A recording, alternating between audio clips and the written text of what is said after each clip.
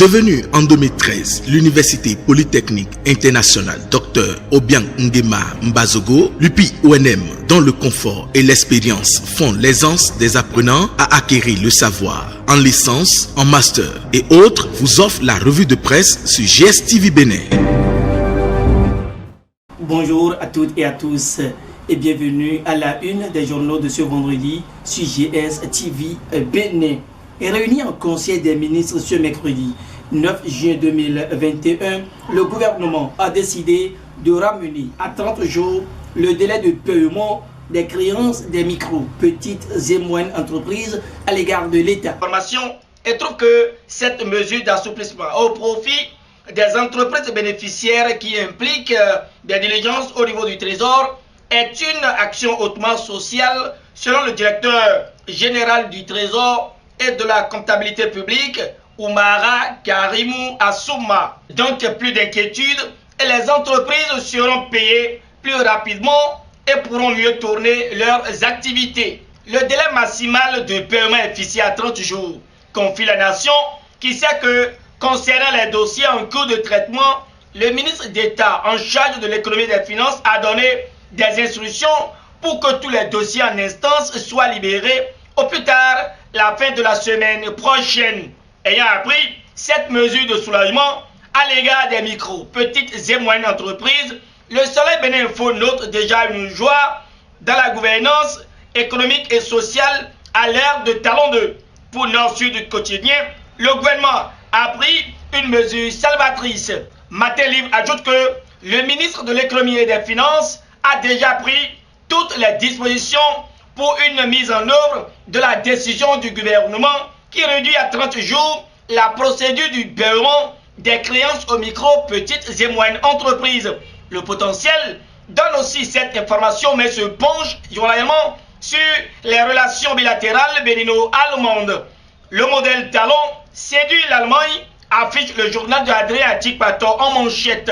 En croix le canard, après 4 années passées au Bénin, l'ambassadeur de la République fédérale d'Allemagne est en fin de mission. Son Excellence Achim Troster s'est rendu ce jeudi 10 juin 2021 au cabinet du président de la République afin de faire ses adieux à Patrice Talon. Le potentiel retient qu'au cours de cette audience, le chef de l'État Patrice Talon et l'ambassadeur Achim Troster ont passé en revue les actions menées dans le cadre de la coopération bilatérale entre le Bénin et la République fédérale d'Allemagne ces 4 dernières années. Je laisse derrière moi un pays en plein développement, a déclaré l'ambassadeur de l'Allemagne près le Bénin en fin de mission. Libération rapporte ses propos et trouve aussi que Achim Troster est séduit par les réformes Talon et le félicite pour sa bonne gouvernance d'après le Béninois libéré. La nation poursuit avec l'audience à la présidence de la République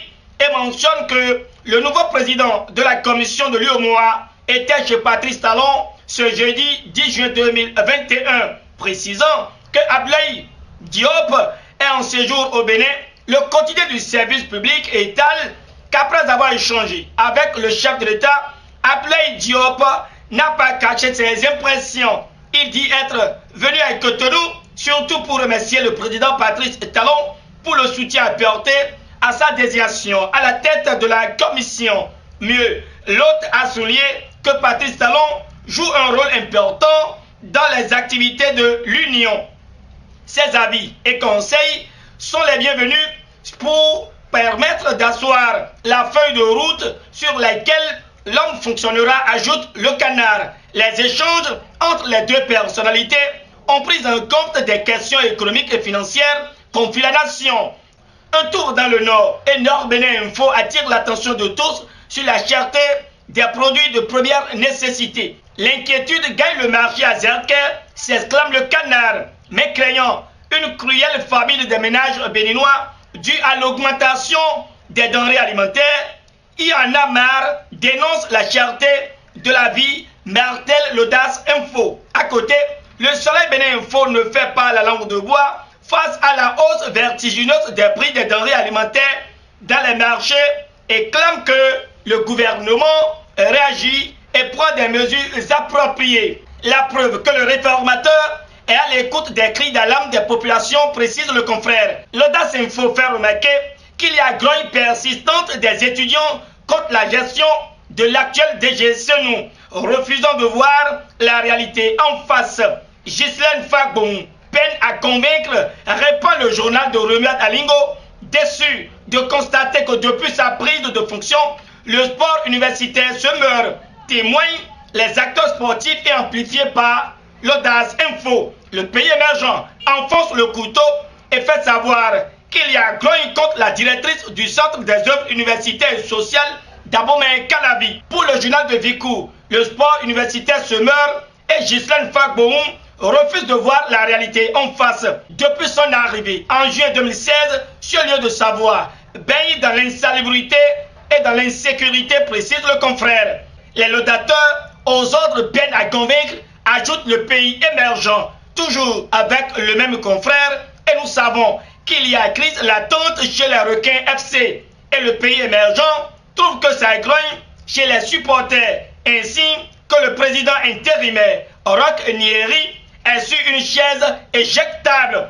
L'auteur de l'article se penche sur la guerre de leadership avec la confusion de rôle avant de mentionner que le mandat du comité de transition mis en place depuis des années est arrivé à terme. Et face à certains dysfonctionnements notés, les sages du club ont décidé de prendre leurs responsabilités. Ainsi, renseigne une source anonyme conscient que dans les jours à venir, une assemblée générale élective se tiendra pour la mise en place d'un bureau consensuel et digne du nom. Nous continuons toujours avec le pays émergent. Mais qu'en est-il de la polémique autour du match Sierra Leone-Bénin? Le pays émergent répond et révèle que le tribunal arbitral du sport a débouté le Bénin et les écureuils joueront le 14 juillet prochain à Conakry. La CAF prend des mesures sécuritaires pour renforcer les officiels du match.